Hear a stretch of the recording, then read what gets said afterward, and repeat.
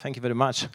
Uh, first of all, I would like to welcome all of you, the audience and panelists, at the first panel of the defense stream, Security among the Alliance, Joint Efforts in Enhancing Digital Capabilities. As I was introduced, I am Colonel Robert Bala, and I will be the moderator of this discussion. First of all, I would like to start with a short introduction. Digital capabilities. In fact, in military domain, how to understand this term, digital capabilities in the military domain? We are right now, the part of defense stream. So for me, digital capabilities in the military domain has slightly different meaning than in the civilian world. Digital capabilities, it's the capability to protect our assets. It is the capability to hunt for threats in the system, in the cyberspace. But this is also capability to offensively respond to our adversaries' hostile action. But this is also the capability to engage our adversaries due to our operational needs. In fact, a lot has been said about security among the alliance, about building capability together, and many discussions, many panels, and the question is why we open this discussion again. Many things has been said about that, but I think that it is really important because our adversaries are doing absolutely the same job. They are, maybe not today, but maybe yesterday, maybe tomorrow, they will sit together like we are sitting right now, and they will think how to engage us. So we cannot fall behind. We must be one step ahead. So that is the reason why I think that this discussion is really, really important. Especially now when the security picture is not, I would say, in diplomatic way, it's not promising right now. We have more and more aggressive authoritarian regimes that are not bound anymore by some international rules. We have more and more terrorist organizations that are really aggressive, and some of them has ambition to be perceived as independent state, as for example Daesh. So in this really complicated and complex security picture, it is needed to have, I would say, to have long-term planning and to act collectively. How to do it in cyberspace? It is really difficult. I found a very nice sentence that I think reflects how nations and NATO are building, under what conditions they are building capabilities in cyberspace. This is the sentence: we are building this plane in the air. So it means that our adversaries are not waiting for us to tell them we are ready to fight. In fact, in cyberspace, the war is going on. And now I think our rule is to find the way how to collectively defend our alliance and our nations. As Mr. Kate Alexander said, right now the state of play is not, I would say, promising, because in fact all countries act separately. And now I think that we have a perfect occasion to discuss how to build these capabilities. To lead this discussion, we have four fantastic discutants who joined me at the stage. Thank you very much for coming. Of course, you have been introduced officially by the previous speaker, but if I may ask you to say a few words about your daily job, about, I would say, what keeps you up at night, please. Few words only. Well, what kept me awake at night last night was the kind of pillow that I found in the hotel. But normally, of course, is the high level of uncertainty and risk that affects cyberspace, and in this particular respect, all the considerations were made earlier on by Kieran Martin and General Alexander are very, very relevant and pertinent to this effect. I think cyber is not only a domain of domains, but is also a domain in its own right in many respects. It's a great enabler in all possible respects. It is an enabler for us, it is an enabler for our adversaries. And I think part of my job description is to try and carry out a conversation among allies on a permanent basis, I would say on a weekly or daily basis in this respect, that also facilitates the exchange of information, facilitates building trust and operating together. It is a challenge in some respects because, as you said correctly, I mean, the first line of defense is at the national level, the first responsibility lies at the national level, and of course what we are trying to foster and encourage is better cooperation, better exchange of information among allies in order to be better prepared to face up to these challenges. To some extent, as opposed to other areas of the military business, I think that we are increasingly confronted with a world in which absolute deterrence is probably inconceivable and impossible, and we have to try and contain, mitigate all the risks that are related to that, and perhaps be better able to respond through better situational awareness. And building up situational awareness and being better prepared to respond is what we try and do on a daily basis. I hope it works. Thank you very much. First of all, let me start from saying that it is a great pleasure to be again a part of Cybersec. Well, together with the Brussels and the Washington DC edition, it is my probably sixth time during the Cybersec, and it is great to see how the conference grows and how it became the brand, not only the Polish brand, but the European, maybe world-known brand. Congratulations to all the organizers. Well, what keeps me up at night? It is hard to speak after such a great keynote speakers. There were some great points from Chairman Martin and General Alexander. For example, that we are not defending. Actually, we are just responding to the attacks. And you, Colonel, starting our discussion, mentioned that we are discussing now, and our opponents probably, and they are discussing on the same issues. Maybe not that publicly, probably, and they are acting. And fortunately, we are not only discussing; we are doing a lot as the NATO alliance and as the member states. And what keeps me up is, of course, Polish program dedicated to enhance our capabilities to operate in cyberspace, which I'm responsible for in Ministry of National Defense, called CyberMil PL. So we are not only discussing. Actually, we are discussing only from time to time. We are doing and we are implementing all the projects, about 100 of them included in the program CyberMil PL, prepared and started on January 2018.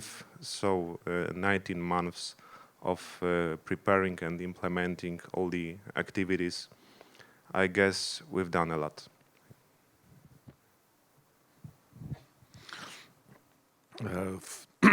First of all, let me use the opportunity as well to thank the host and to as well Mr. Bala for inviting us as well, and me personally for this event. What keeps me busy, policy defense in general is a very broad area of work, but I would as well focus on the part that we nationally do when it comes to cyber. We do have a lot of, as well as we mentioned in the alliance, there's a lot of challenges, but when it comes to the national one, I do agree with the colleague from NATO that this is really the most important part, what we need to invest in. So basically, when it comes to Montenegro, we are really focused now a lot on our internal domestic capacities, how to build them, and how to really improve the organization of cyber defense that we have, not just within the ministry, but as well nationally. What keeps me busy as well, as you know, in the Balkans, when it comes to cyber, there is a lot of activities by the other side. So basically, we are working together as much as we can with NATO allies there, but also with other countries that are unfortunately part of these attacks. What keeps me busy as well is the continuous attacks that are still going on Montenegro on daily basis. Of course, they change from day to day, but this is now really something that we are we are paying a lot of attention because we are coming to the election period next year. So basically, few countries in the Balkans, including Montenegro, will have an election period next year. That means that we are all focused on building domestic internal capacities. One thing that I also wish the strategic concept of NATO from 2010 in a way does not mention this topic in a way that I believe should be included. So this is something that we are discussing a lot at the policy defense level with my colleagues in NATO, because this is becoming more and more important compared to any other possible challenges that we have within the alliance. So this is just for beginning. Thank you. I got this special equipment, so I will use this one. So let me start with saying thank you for inviting me to this. I think that it's not working. This one is working, okay. So good morning. My name is Mateusz Oszkiewicz, and I'm representing Polish Armament Group. So let me start with saying thank you for inviting me to this panel. I'm rookie when it comes to this conference. And answering the question, what keeps me up in the night? I'm responsible for introducing new technologies to Polish Armament Group. So generally speaking, I'm trying to sleep well, just making sure that we are doing this on time and the way it should be done. On the other hand, I'm also representing Qubit organization. I'm in board of this organization, and this is an organization that was developed 2 years ago as an answer due to the understanding of two organizations, Polish Armament Group and Exatel, that there will be some challenges that we should be able to address before they will meet us. So probably what is making me maybe not up but concentrated is make sure that we are not late. Thank you very much. So now we know that in fact you sleep well. Okay, gentlemen, the first question, I would like to start up with a general question to all four of you. Over the last decade, much has been done in terms of to improve digital capabilities of the alliance. The Warsaw Summit in 2016, that was a kind of game changer because cyberspace was announced as a fourth operational domain. Then 2018, Brussels Summit, NATO-EU cooperation was announced, and also the Cyber Operations Center was set up. And we are just ahead of the next summit in London. So, gentlemen, what comes next? Do you expect any breakthrough, or maybe just continuity? And maybe there are some new challenges, new security challenges that popped up over the last year and should be somehow addressed during the NATO summit in London. Mr. Mizirol, if I can. Well, first of all, it is a bit above my pay grade to be able to tell you in detail what is going to be discussed at the London summit in December. But also, I think it's a bit premature in the sense that the specific agenda for the summit is going to be thrashed out over the next 2 or 3 weeks, and will probably be agreed at the foreign ministerial that is planned for the 20th of November. Of course, there are a number of security issues that are of relevance to the alliance, some recent, some more long-term. I think it is also the opportunity to celebrate the 70th anniversary of the alliance, and therefore there will be a special emphasis on looking to the future of the alliance and what difference the alliance can and will make in the years and decades to come. What I can tell you with a certain degree of, if not certainty, probability, is that certainly there will be an emphasis on the role of cyberspace in all that, and in particular on cyber efforts to enhance resilience, both in individual nations and across the alliance.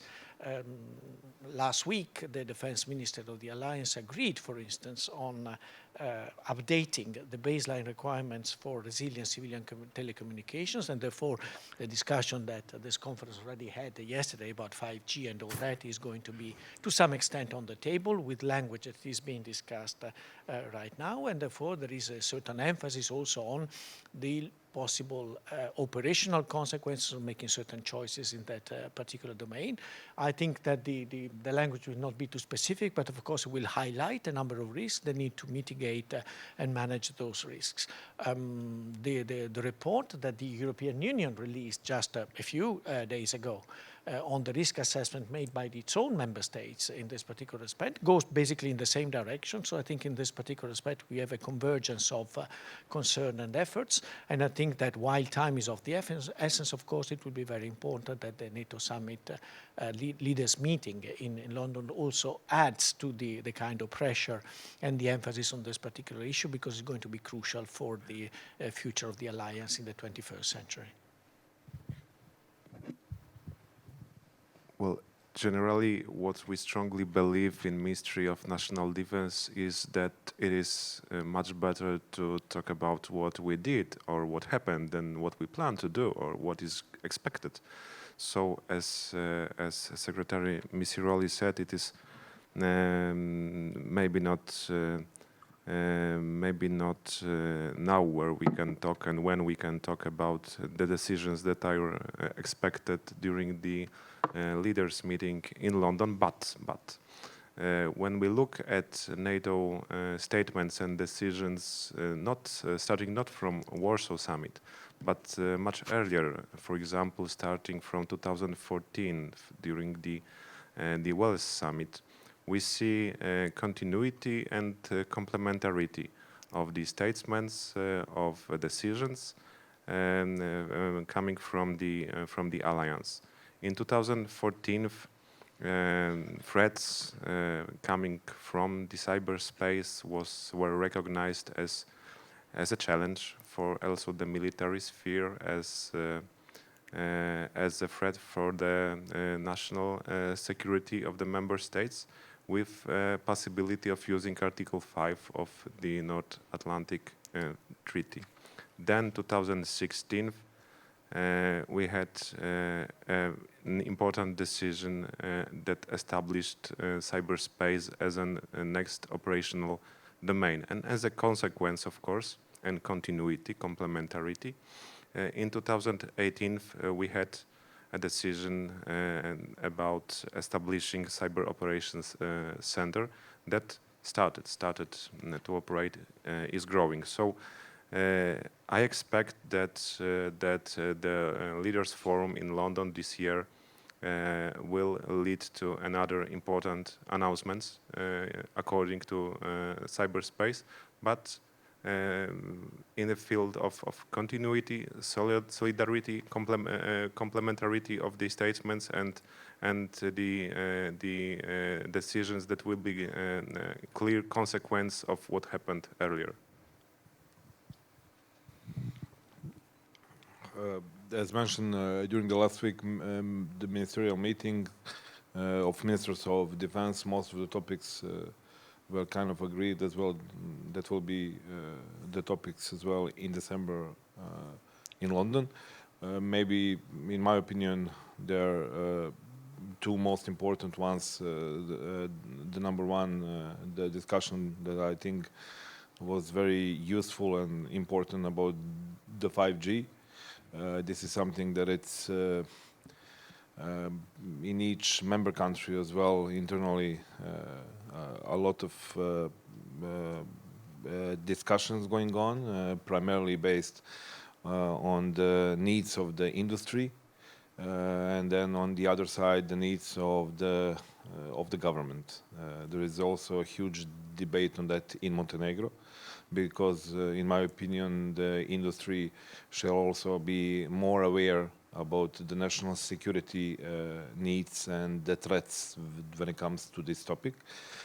When it comes to cyber, of course, this is something that will probably be part of the discussion. One definitely thing that we will again talk about is about the National Defense Pledge compared to the Cyber Pledge, I believe. In a way, we have a national issue back home how to invest in cyber, because most of the institutions that are dealing with cyber in Montenegro are not based in MOD. So this gives us a challenge how to invest our budget from the Ministry of Defense in cyber, since this is not part of the 2% pledge. So this is something that I believe also we shall discuss, how to basically involve investment in cyber more within 2% pledge, because in Montenegro at least this is a huge need, because there is much more money that we have within the MOD to invest in this than other ministries have. So basically these are few topics that I believe will be the point of interest at the meeting. Thank you. Let me a little bit modify the question to defense industry. In fact, defense industry is a vital part of cybersecurity right now. And unlike to the past, right now, all technological innovations, expertise comes from, in fact, defense industry to states and to armed forces. So from the perspective of defense industry, do you think that somehow this cooperation, because we now have a lot of platforms of cooperation between NATO and defense industry.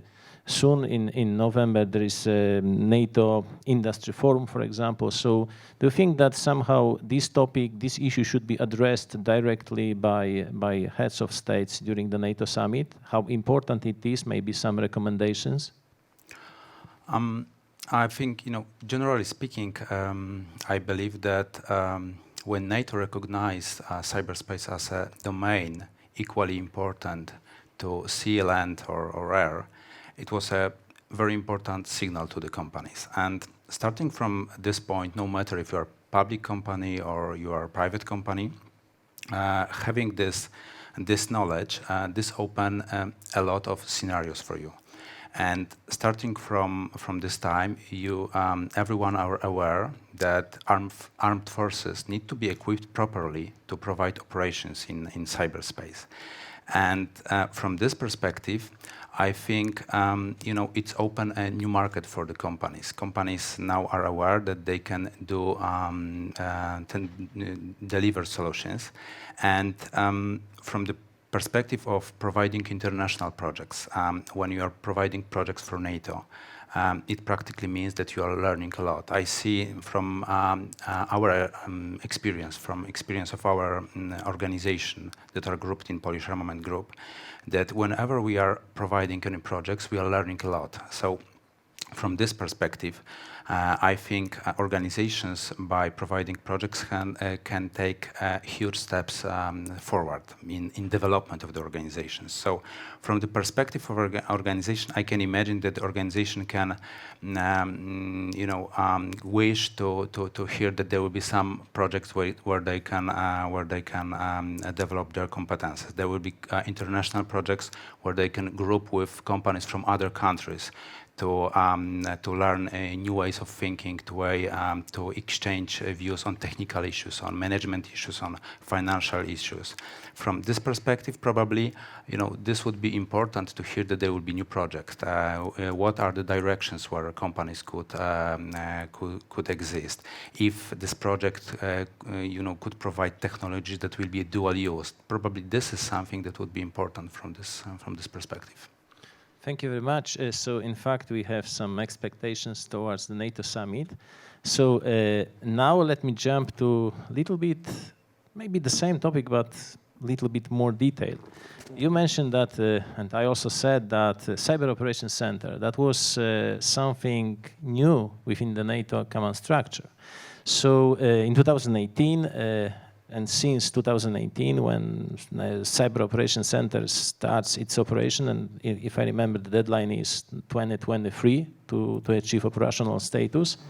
In fact, SACEUR has responsibility to defend cyberspace as effectively as in defend the alliance in cyberspace as effectively as in the air, on land, and at sea. So, how do you see the future of cyberspace? Do you think that it is only advisory role? because the head of Cyber Operations Center now is the advisor of Secure in terms of cyberspace. Do you see that this is only advisory role, or maybe some other capabilities should be delivered to Cyber Operations Center, and to have this center as a kind of cyber command, NATO cyber command?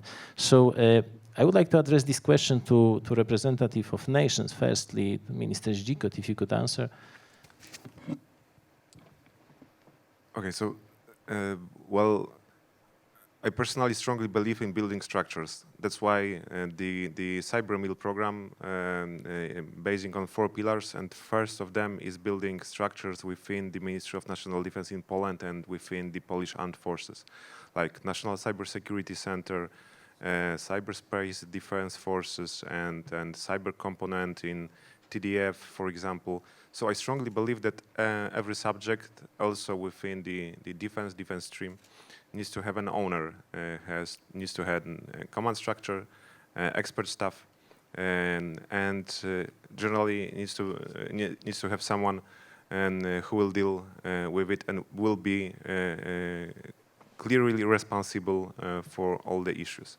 That's why I think that decision on establishing SIOC was a good one, and I think that SIOC should be developed, and probably maybe in a near future it should be transformed in cyber command in the NATO command structures. Of course, mostly basing on the capabilities delivered by the allied countries, especially in the first period. But I believe that only the expertise is not enough, and I believe in transforming in a future in transforming SIOC in the NATO Cyber Command. In the Ministry of Defense of Montenegro, we fully agree, and I would agree with a colleague from Poland. Definitely common structure. This is an excellent idea.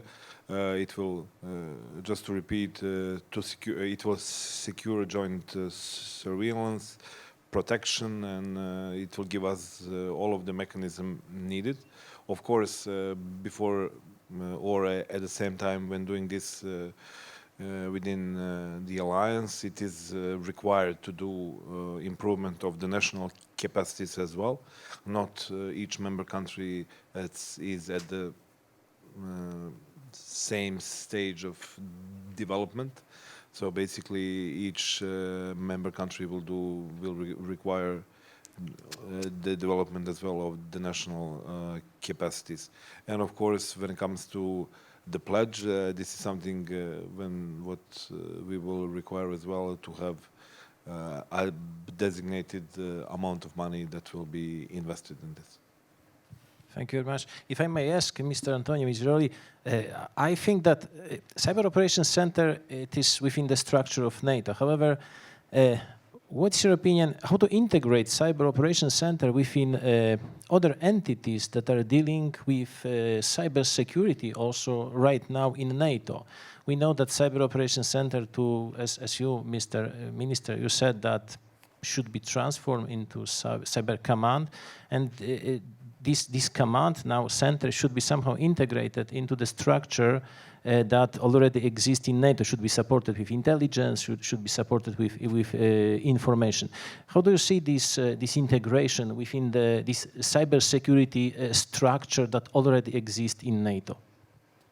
Well, you said earlier on that there are a lot of expectations for the London summit. There are also a lot of expectations for the Cyber Operations Center, and expectations have also to be managed to some extent. Certainly in the case of the CIOC, the Cyber Operations Center.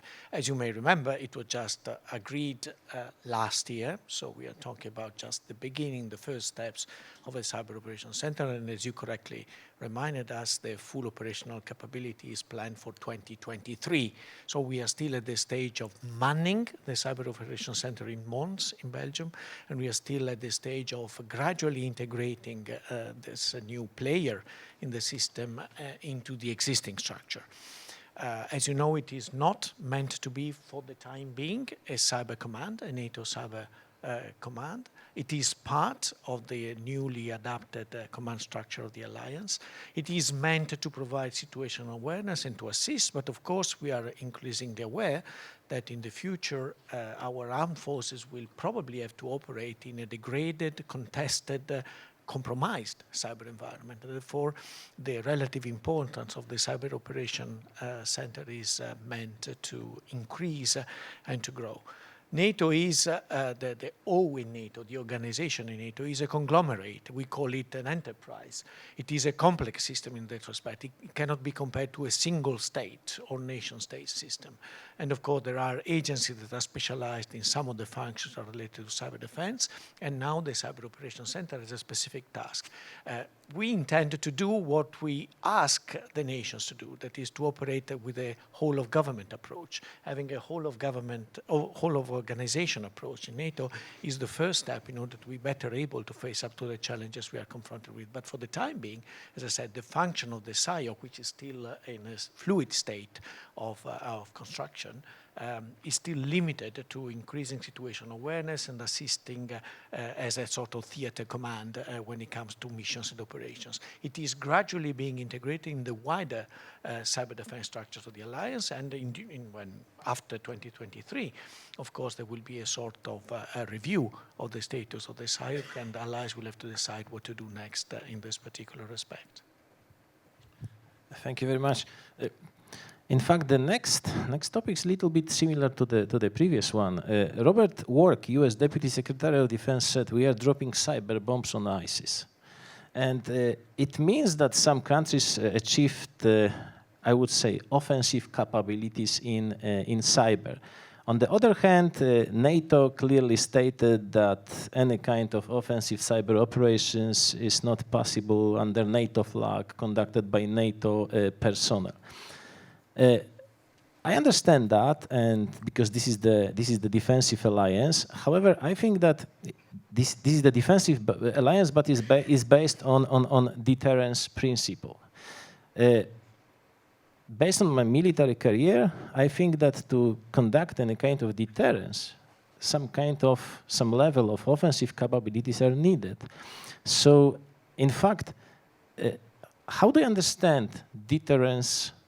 Deterrence in virtual world? That is the first question. And the second, if any kind of offensive capabilities should be delivered to NATO, but not based on national capabilities, but offensive capabilities, I would say, built by NATO structure to respond to some cyber threats in a timely manner. That is the question to you, Mr. Mizzololi, at the beginning.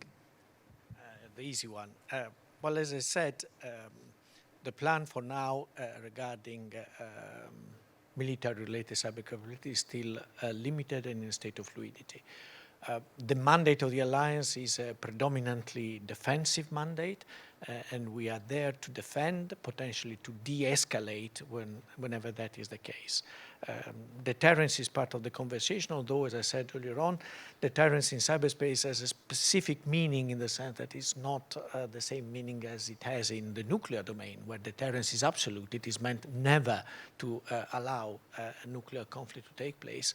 I would say that cyber-related hostile activities will remain a feature of our daily lives in this particular respect, and therefore deterrence is more relative, and some allies even have problems using the term deterrence in this particular context. But of course, an ability to respond, to dissuade, to discourage, and if necessary to punish is also part of this conversation.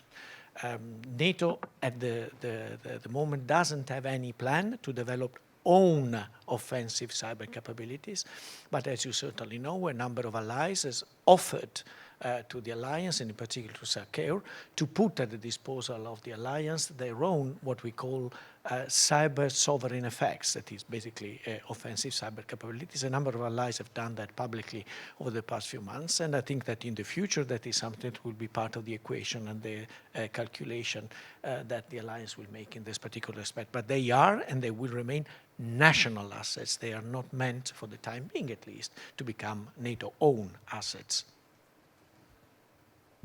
Sorry, I would like to a little bit modify the question to you, sir, as a national representative, because if you said that NATO is not going to build any kind of offensive capabilities, so that everything will be is based and will be based in the future of national contributions. As we know, some countries offered some national contributions to NATO, and my question.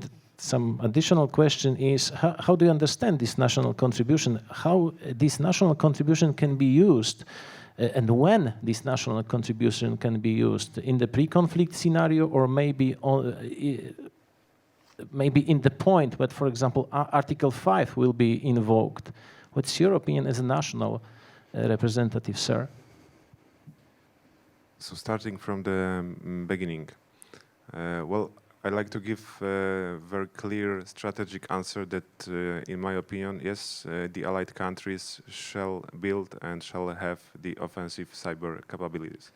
It is clear for me, but it is only a strategic directive answer.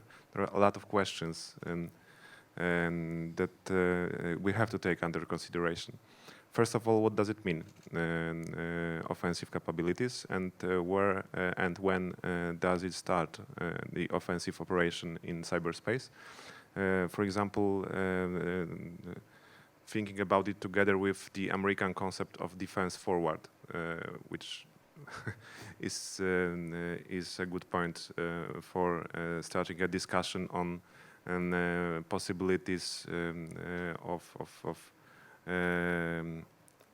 of dividing the cyber operations on sequences. First question. Then I started my answers for previous questions from saying what I believe in. Now I will say what I don't believe in personally. Well, I don't believe in cyber deterrence possibility. If we treat cyberspace separately from the other domains. Because, of course, everyone knows what kind of capabilities some countries in the world have. That doesn't prevent them from cyber attacks, and they won't ever prevent anyone from cyber attacks, because to conduce cyber attack is easy, cheap. You can do it at your home, you know, together with your buddies, and it is not that easy. Even if it's not state-sponsored attack, it may occur. It may be conduced, and being aware that there will be response in cyberspace is not enough. I guess that only the deterrence that we could have is in cyberspace is treating it together with the other domains. A couple of months ago, for example, the Israeli Air Force showed what does it mean to treat the cyberspace together with the other domains. They conducted airstrike on the cyber operations, hostile cyber operations facility. Then going back to your third question, actually, about the country's contribution. So, as Charan Martin said, very good point, that we should not speak anymore about how human is the weakest link of a chain and so on and so on. But in the international relations, and especially within the NATO alliance, as Secretary Misiroli said, basing in many ways on the allied countries' capabilities. It is that NATO will be that strong as the allied countries will.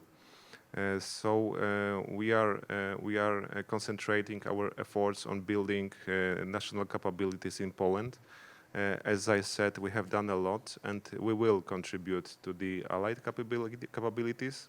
We are, and for 20 years this year, a NATO member, and we will contribute. We are starting from ourselves, because we believe that NATO will be that strong as we will. Thank you. Yeah, please. I just wanted to add that we have to be clear that in the event of a major cyber attack, a cyber response is not the only conceivable one.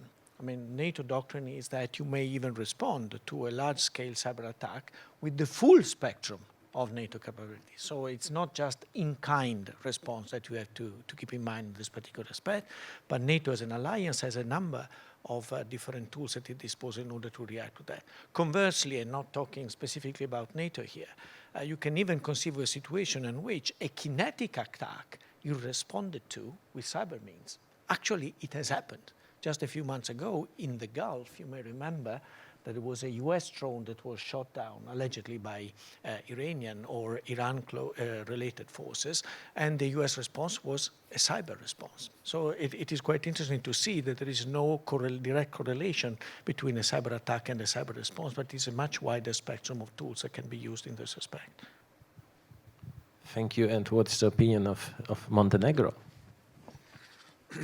As the youngest or the latest member, of course, we are only there for 2 years now, and we are so happy that we would be called the newest member soon if the North Macedonia comes in, as we believe. So basically, the national perspective as well, as mentioned, is that the NATO is a defensive alliance, and of course, we are trying to build our capacities in that way.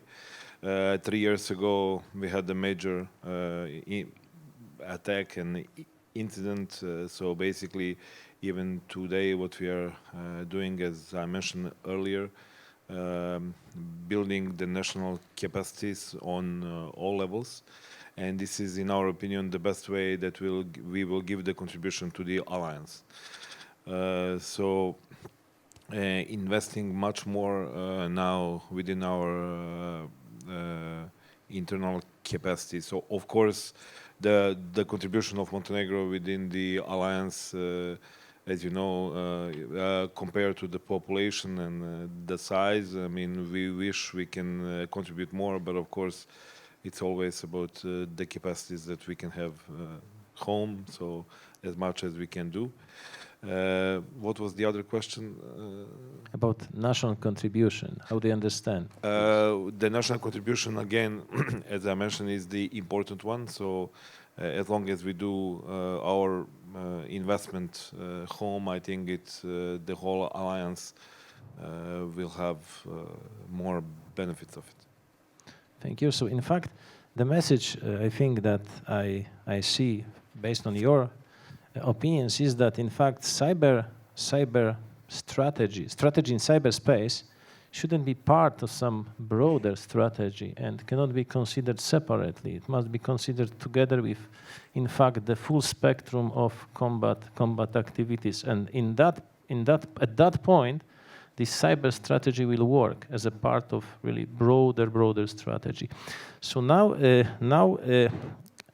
in fact, talking about security in cyberspace and talking about common efforts, we cannot forget about modern technology. I found very nice word, cyber resilience of modern technology. In fact, all nations buy some modern technology, combat technology, and in fact, it is really important to be sure that those technology that is developed to the army, for example, is secured and is saved. It is quite easy to imagine that some system that is delivered to the army has some backdoors, that these backdoors has been opened not when the system was delivered, but in the very early stage. So that is the question to defense industry. How you can manage the risk to secure this production process, to secure supply chain. What is your opinion about that? I think it's work already. You know, I think it's like you said. There are some parts of the system that need to be developed very carefully. We can use some ready-to-use components, which are not crucial to the one, but obviously there are some components of this defense system that must be developed locally, must be developed in circumstances when you understand that you have that you control all the process. So from this perspective, I think building locally capabilities of delivering solutions is crucial. On the other hand, by developing this kind of solutions, you must be completely sure that those solutions will integrate with other solutions. So I think this communication process, is also very important in this way. From perspective of organization that I'm representing, that is supervised by Polish MOD, I think it's a little bit easier due to the fact that we have good communication paths with delivering such solutions. On the other hand, we are trying to be very active when it comes to all activities provided, for example, by NATO, to make sure that we can coordinate this kind of efforts. So I completely agree that when developing solutions that might be safe, you are not looking shortcuts. You very often you need to agree with the fact that some solutions will not be cheaper if you want to develop some capabilities, and you have to accept it.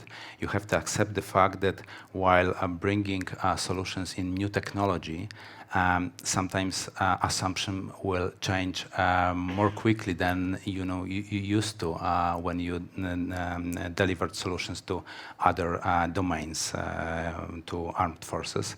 So from this perspective, this is pretty important. It's pretty important also to have organization that is learning from projects that succeeded. It's important to build culture of people who are learning from failures and has capability to make failures that will provide you to success. Yes, so I think that's it. Thank you. Would you like to comment, gentlemen? One thing that it's, in my opinion, very important when talking about the industries. Of course, it's of a huge importance to hear what the industry has to say, but as a part of the critical infrastructure that it's very important for the cyber is also other industries. We are talking as well back home about the defense industry, but we also believe there are other industries that are very important for these topics, such as the telecom industry, especially in South Europe. So in this regard, in order to protect this and to do the best possible thing for the national security and the perspective of to really protect from the attacks, I do believe that it's very important to involve telecom operators and to see how they can as well help us. The defense industry, from one perspective, has mentioned very close contacts with MOD, but while on the other side, the telecom operators, by the job description, they're not really involved with us in everyday work. So we do believe that this is something that shall be overlooked. Thank you. Other comments, gentlemen? The topic of safe chain of supplies is that well discussed all across the world that I even prepared myself a 3-point statement, but maybe I will finish with that. It is not that easy. Of course, we do realize what the problems with safe chain of supplies are, but we have to be aware of the dependencies with foreign manufacturers. What is the best answer? Of course, first of all, to buy and to create technologies by yourself, and to buy and to create them with the R&D projects in your country or in the allied countries. And it is not always possible, of course.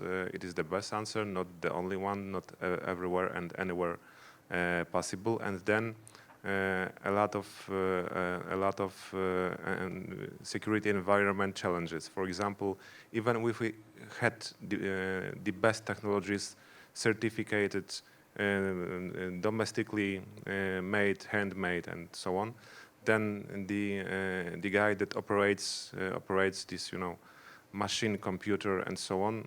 He wears, for example, a smartwatch worth $20 on his wrist, and if something costs $5, $20, $50, what is the cost of the cybersecurity component in this item? And it is the general idea of Internet of Things and of the 5G network implementation. So we will have, as the keynote speakers said, billions of, exactly we have billions of items all across the world permanently connected to the internet, but we will have billions of them in every state, in every NATO member country. So it is a question of policies, of a strategy, including this new threat. But generally, as I said, 3 points. So use products of national origin wherever possible. Then, wherever possible, buy proven products directly from reputable manufacturers from the allied countries. Then, buy through reliable intermediaries to limit possibility of interference in the product between buyer and seller. So, very easy as it reads, not that easy to implement, but of course we have to try. Thank you. And NATO approach? I'm aware that the clock is ticking, but let me just say a couple of things.